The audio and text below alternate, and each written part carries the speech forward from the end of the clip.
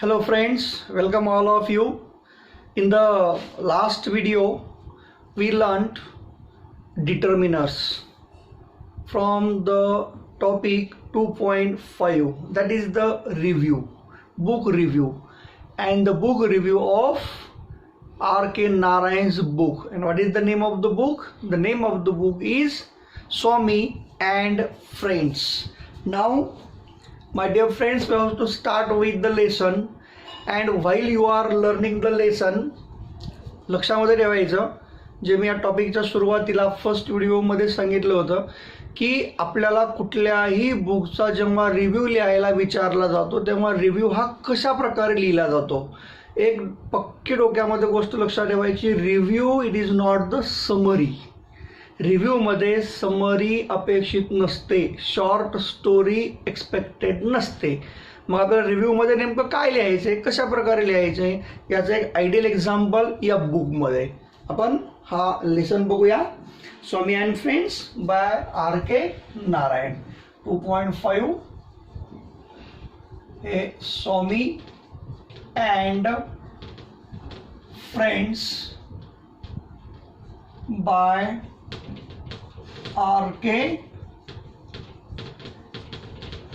नारायण. या बुकमध्ये Swami and friends by R.K. Narayan या बुकमध्ये काय दिलेलं आहे, what R.K. Narayan says about this book. We have to learn. Come at your page number 69. The first point is a little bit about the book. जेव्हा review लिहिला जातो तेव्हा रिव्ह्यूचा फर्स्ट पॉइंट आहे a little bit about the book. आता book विषयी थोडक्यात. आता बुक विषयी थोडक्यात म्हणजे काय, इथं वाक्यामध्ये स्टोरी आहे का किंवा या ठिकाणी पूर्ण स्टोरी दिलेली आहे का, नाही. Generally overall idea of the book, त्या बुकविषयी एक ओव्हरऑल आयडिया सांगितली आहे, ओव्हरऑल तुम्हाला एक थीम सांगितली. आता काय थीम आहे आपण बघूयातच. Anything what the R.K. Narayan said. R.K. Narayan काय सांगतो बघा. Anything I mention about the book can be mistakenly understood as the spoilers. So, I would rather give a glance into the book without mentioning any event or plot of the story. जर या बुकविषयी किंवा या बुकमधल्या काही घटकांविषयी जर यांनी इथे काही mention जर केलं, so he says that we would call it a spoiler. म्हणजे हा जो स्वामी आहे या स्वामीला आपण स्पॉइलर म्हणजे कोण, बिघडवणारा, इतरांना बिघडवणारा. म्हणजे कुणीही जनरली जर हे बुक वाचलं किंवा त्या बुकबद्दल जर मत सांगा जर म्हटलं तर जनरली एखाद्या व्यक्तीला असं वाटू शकतं this book is a spoiler. म्हणजे हे बुक वाचल्यानंतर इतर मुलं बिघडू शकतात. But that is not the thing. Swami is a mischievous little kid of 10 years old and living in the era where India was under the British rule. तो थोडक्यात या बुकविषयी सांगतो आणि त्या बुकविषयी सांगत असताना तो सांगतोय की ड्युरिंग द ब्रिटिश रूल, जेव्हा ब्रिटिशांचं राज्य होतं तेव्हा ब्रिटिशांच्या कालखंडामधील स्वामी जो आहे, हा स्वामी नावाचा एक मुलगा जो आहे जो की 10 year old आहे, आणि ही इज व्हेरी मिस्चिवस. म्हणजे पारतंत्र्यामध्ये असताना जेव्हा आपल्या देशावरती ब्रिटिशांचं राज्य होतं त्या काळामध्ये घडलेली घटना आहे. आणि स्वामी नावाचा हा जो मुलगा आहे हा अतिशय खोडकर अशा प्रकारचा आहे जो फक्त 10 वर्षाचा आहे. Like most kid of that age, Swami is the kid who cannot stay at one place and absolutely hates school. आता जनरली प्रत्येक मुलगा जो आहे 10 वर्षाचा मुलगा म्हणजे त्याला आपण किती वेळ जर एका जागेवरती बस म्हटलं, so it is not possible. He can sit at a one place for a long time. He just will go here and there. He will talk to his friend, और if we insist him to sit on the place, so he will try to take the books, और he will take another one thing, और he will talk to any other person. So in this way he just go on behaving. So he is the boy just like the other kids, and he is a very mischievous one, and he definitely hates school. तो शाळेचा प्रचंड अशा प्रकारे तो तिरस्कार करतो. Even worse mathematics, आणि त्यातही त्याला मॅथमॅटिक्स अजिबात आवडत नाही. School is his absolute nightmare. आता इथे एक वर्ड दिलेला आहे बघा, school is his absolute nightmare.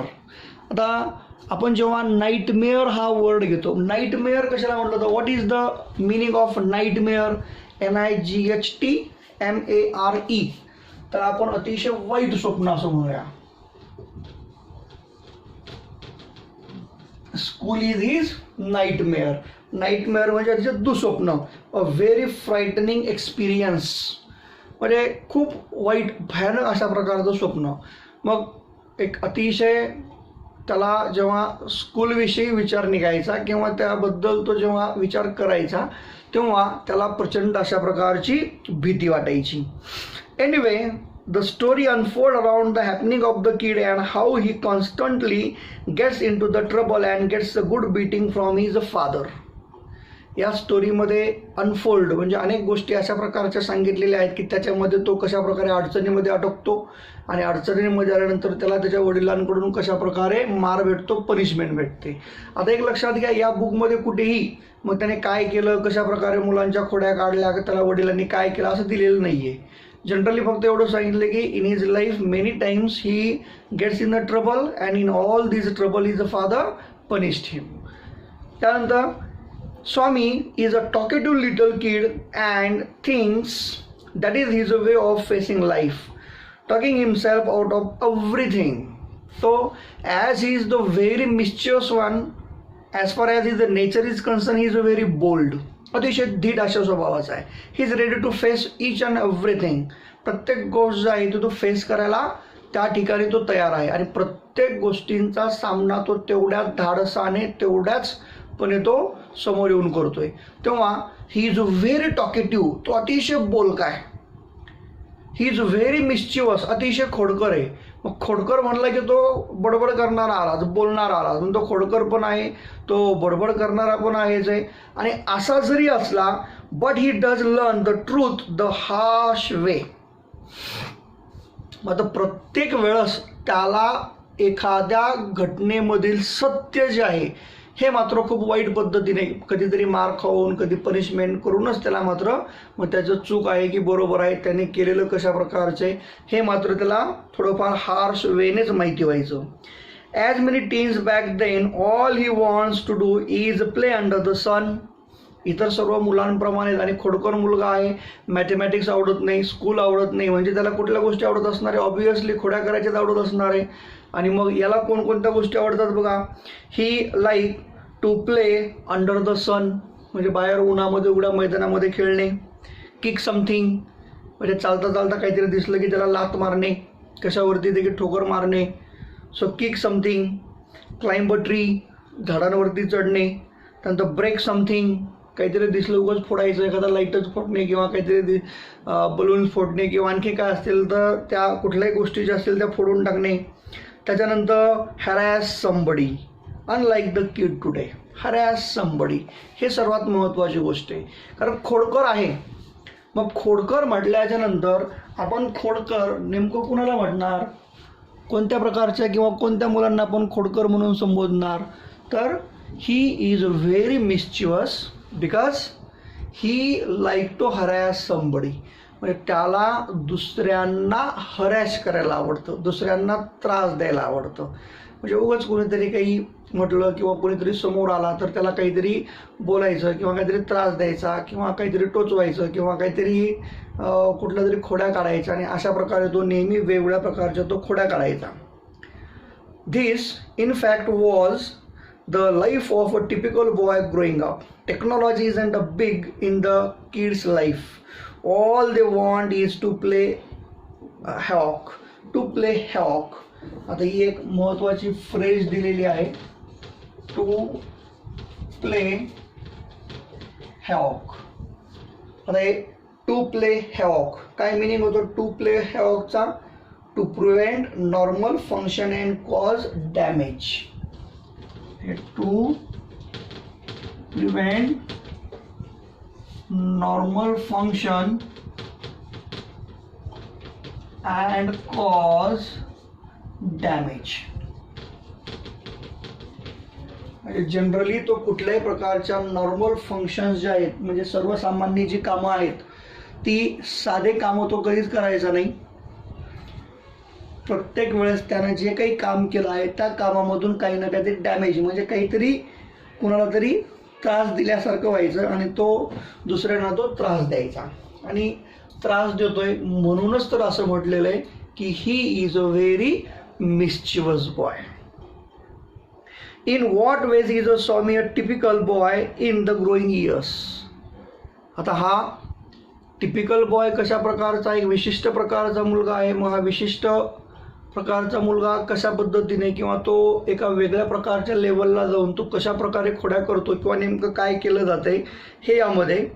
In this regard Narayan gets deeply into the working of Swami's 10-year-old mind, explaining exquisitely how he thinks and what his perspective of the world is. The reader does feel like Swami and gets very attached with the character as the story progresses. That is the magic of Narayan. Now, very important part, or we can say this is the main feature of Narayan's writing. नारायणस R.K. Narayan. मग R.K. Narayan यांच्या रायटिंगचं अतिशय महत्त्वाचं वैशिष्ट्य आपल्याला जे आहे हे वैशिष्ट्य अशा प्रकारचं सांगता येईल की हे बुक वाचत असताना आपल्याला असं कुठेही वाटत नाही की we are reading about the very mischievous boy. We are reading about the boy who is a very naughty and also we can say that he is the spoiler, दुसऱ्यांना बिघडवणार आहे. असं ही संपूर्ण स्टोरी रीड करत असताना हे संपूर्ण book करत असताना आपल्याला कोणत्याही ठिकाणी जाणवत नाही. उलट R.K. नारायणला खोडकर मुलांचं माइंड कशा प्रकारचं असतं, त्यांना खोड्या केल्यानंतर दुसऱ्यांना दुखवायचं नसतं. They are very innocent and very pure minded students or the boys. हा जो अप्रोच आहे खोडकर मुलांचा, हा अप्रोच तो सर्वसामान्य रीडर्सच्या मनामध्ये तो आणून देण्यामध्ये यशस्वी झालेला आहे. आणि this is the great achievement of R.K. Narayan through this book. या बुकमधून आता या बुकमध्ये इथे कुठे असं दिलेलं नाही R.K. नारायणने मग कशा प्रकारे लोकांना कन्व्हिन्स केलं. म्हणजे कुठल्याही खोडकर मुलांकडे अरे यार नाही की खोडकर मुलं आहेत पण हे असं नसतं, खोडकर मुलंही चांगली असतात, त्यांना दुसऱ्यांना दुखवायचा उद्देश नसतो. हा जो एक अप्रोच आहे हा अप्रोच या बुकमधून R.K. नारायणने त्याच्या रीडर्सच्या माइंडमध्ये आणायला सुरुवात केली आणि हे त्याच्या बुकचं खूप मोठं अचिव्हमेंट आहे की जेणेकरून खोडकर मुलांना कुणीही वाईट संबोधणार नाही. हे बुक वाचल्यानंतर प्रत्येकांना असं वाटेल की that is the way of their thinking, that is the way to see the world. म्हणजे खोडकर मुलांचं जगाकडे तो बघण्याचा तो त्यांचा दृष्टिकोन आहे. त्यांना कुणाला दुखवायचं नसतं, एक फक्त एन्जॉय म्हणून त्यांनी केलेल्या त्या गोष्टी असतात. त्यांच्या मनामध्ये कुणाबद्दल जलसी किंवा असं एक हरॅसमेंट मुद्दा म्हणून करायचा असा कुठलाही भाग नसतो. एक एन्जॉय करायचा आहे, हे फक्त या स्टोरीचा एक भाग आहे आणि तो त्याच्यामध्ये तो दर्शविण्यामध्ये यशस्वी झालेला आहे. So that is the little bit about the book. तर हे या ठिकाणी आपण या बुकबद्दल इन्फॉर्मेशन बघितली. आता बघा मित्रांनो, सिग्निफिकंट ऑफ द बुक. आता एक महत्त्वाचा दुसरा जो पॉइंट दिलेला आहे,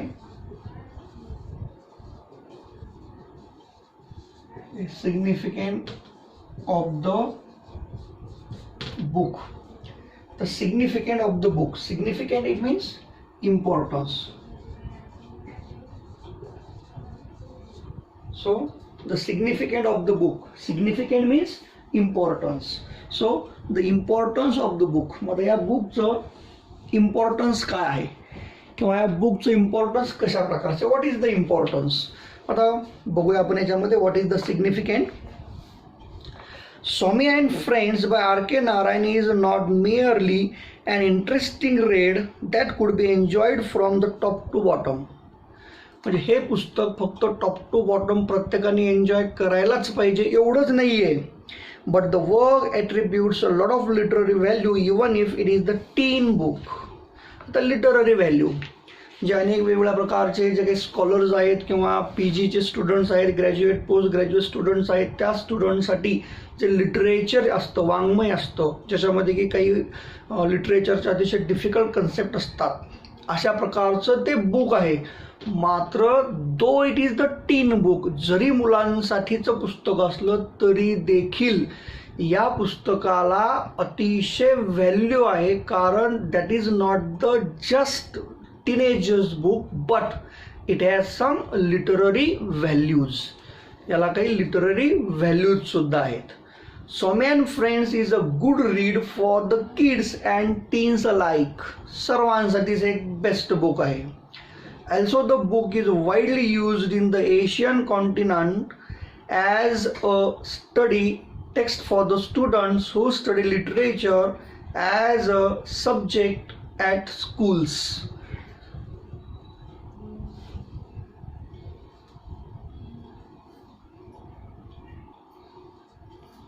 So this book is widely used in the Asian continent as the study or the subject at the school. म्हणजे स्कूल लेवलवरती लिटररी पार्ट म्हणून किंवा एक लिटररी क्रिटिसिझमचा पार्ट म्हणून तो बऱ्याचशा स्कूल्समध्ये हे बुक जे आहे फक्त एक वाचण्यापुरतं बुक म्हणून नाही, तर बऱ्याचशा स्कूल्समध्ये ते अकॅडमिक सिलेबसचा सुद्धा भाग आहे.